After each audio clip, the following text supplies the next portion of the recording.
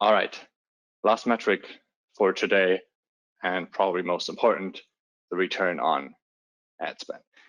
Before we dive in, one important fact: in order to actually measure this and come up with this data at all, and then be able to use this to predict and prescribe and take action, you need to be able to track the purchase.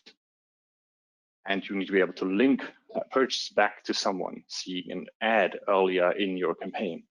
Otherwise, it would be really hard to make use of that data. So I see we have some ticketing providers in that call, so I always advise them or to work together with their clients, with the promoters, to actually make that happen and allow them this to track that data when they run their own campaigns. We also have a bunch of promoters in the call. On the other hand, like, please speak to your ticketing providers, to your shops, that they actually help you set this up properly, so you're able to track the returns and the results for your campaigns.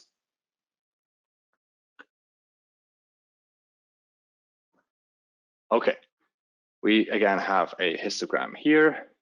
First of all, we can see that more than 50% of the campaigns at least have a positive return. The median is 106%. Some are outstanding. We have some campaigns that generate more than 20x, but a lot of campaigns are also, I wouldn't say struggling, but it's really important to optimize those campaigns, because oftentimes it's just like kind of about to break even and then cross that line and then hopefully be able to generate more return later on.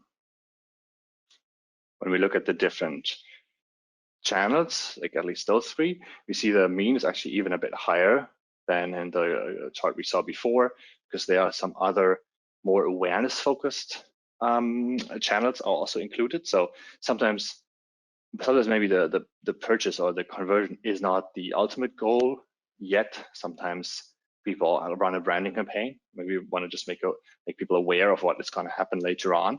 They might use other channels like Google Display Network or Snapchat, YouTube, and then typically the conversion rate, and with that also the return on ad spend, is lower, but then it's not necessarily a bad thing. So again, strategy goals is very important in order to actually interpret those numbers correctly. Here we see Facebook is a pretty clear winner when it comes to return on ad spend across all the different campaigns in 2019 that we run, which is actually more than 1,000.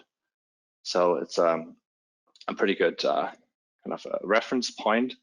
Again, we see here that Google needs to be used very selectively, and it doesn't work for all campaigns.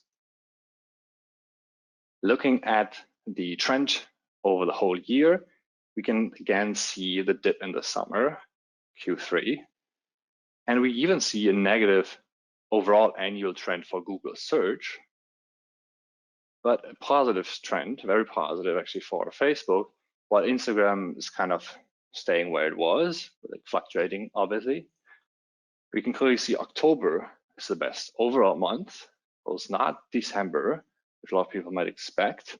October was the best month here, so maybe like start your Christmas push a bit earlier this year. Well, let's hope we'll get there all fine until the end of the year. What we also see here is then Instagram, again, this competition, the high competition on Instagram in December, we had that in one of the earlier charts, becomes very apparent here again.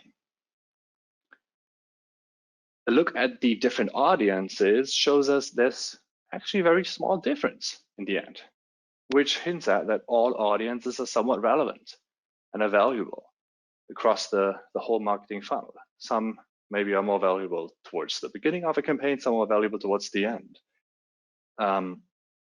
In the end, we can't really pick a clear winner here. So again, it's important to test a lot and make sure you have this audience set up and you can actually make use of this data at all. Okay, before we go to what we actually can then all do with this data for a couple minutes, I want to summarize for you. What did we actually learn from this? What do we think at Stagelink that this data actually tells us? First of all, Facebook generates the highest returns. So if you guys are not advertising on Facebook yet, you should definitely consider. We had a couple clients actually came to us with pretty big budgets on Google search, never done any social. And then we factored in social into their campaign and suddenly get much better like overall returns at lower prices. So definitely encourage you to check that out. Instagram is a good channel to generate cost-efficient awareness. Like if you want a lot of impressions, sometimes make sense. If you want a lot of traffic, it's not great. Conversions, it might be good. Google search needs to be taken into account carefully, selectively. If you want to generate conversions, it does make sense to use it, but it's a bit more tricky. Generally, we've seen that prices increase throughout the year, especially in the fourth quarter. Impressions got mainly more expensive on Google search, clicks got more expensive on Instagram. So it's kind of just a reinforcement of what we have already seen across the whole year. It's a bit stronger even in the fourth quarter. We've seen that retargeting audiences drive most conversions after all, but all the audience are required for good returns. Like you can't say one audience doesn't work. All those that we have seen at least today make sense to use.